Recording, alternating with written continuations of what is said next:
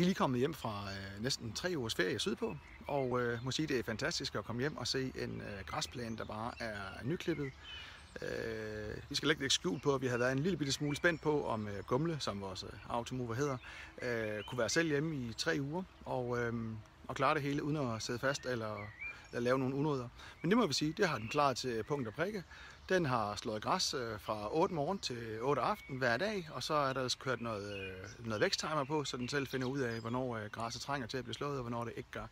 Og resultatet, det er super fint. Der er en nyslået græsplæne, som står snorlige.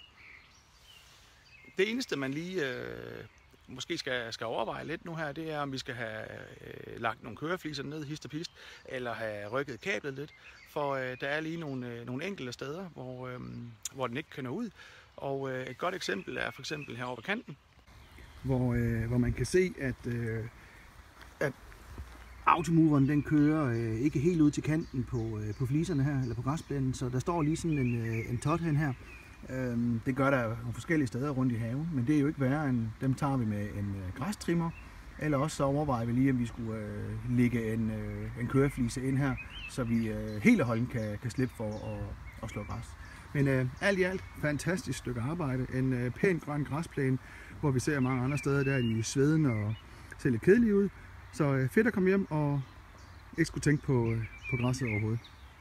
Som man kan se her, så står der væksttimer i displayet på automoveren. Det betyder selvfølgelig, at den kører med en væksttimer. Vi har sat maskinen til at køre hver evig eneste dag fra 8 morgen til 8 aften i den her periode, hvor vi har været på ferie. Og så har vi ellers slået væksttimer til hernede. Og væksttimer betyder, at maskinen selv finder ud af, hvornår græsset trænger til at blive slået, og hvornår det ikke gør. Og så styrer den selv klippetiden ud fra det. Man kan hernede vælge klippetiden i henholdsvis høj, lav og medium. Og det betyder simpelthen, hvor meget maskinen den skal køre. Og vi har sat den her til høj, så vi var sikre på, at vi kom hjem til en nyslået græsplæne.